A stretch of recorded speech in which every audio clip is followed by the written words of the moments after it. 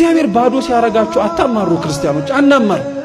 ባዶ ሲያረግ ለሆነ ነገር እያዘጋጀህ ነው፣ ለሆነ ትልቅ ዓላማ እያዘጋጀህ ነው። ተመልከቱ፣ ሙሴን እኮ የበግ ጠባቂ አድርጎ ያስቀመጠው ለምን መሰላችሁ? በኋላ ላይ እስራኤላውያንን የሚመራ መሪ ስለሆነ በበጉ እያለማመደው እኮ ነው። በግ እኮ ስንት አይነት አመል አለው። አንዱ ልጋጥ ይላል፣ አንዱ ልኮብልል ይላል፣ አንዱ ይጋጫል፣ አንዱ ይማታል፣ አንዱ ጭቃ ውስጥ ይንከባለላል፣ አንዱ ውሃ ይጠጣል። ይሄንን ሁሉ የበግ አመል ሙሴን 50 ዓመት እንዲለማመድ አደረገው እግዚአብሔር። በ30 ዓመቱ ነው ከግብጽ የወጣው።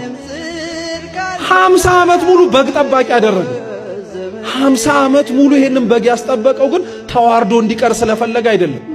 እንደ በግ የመሰላቸውን ህዝቡን መጠበቅ የሚችልበትን ጥበብ በበጎቹ ሊያስተምሮ ስለፈለገ ነው። ታዲያ ዝቅ ማለት ሁሌ ውርደት ይመስላችኋል?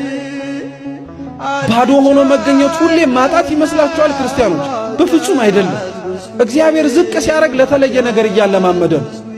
እግዚአብሔር ዝቅ ሲያረግ ከፍ ላለው ዓላማ ከእንዲሁ እያዘጋጀ ነው።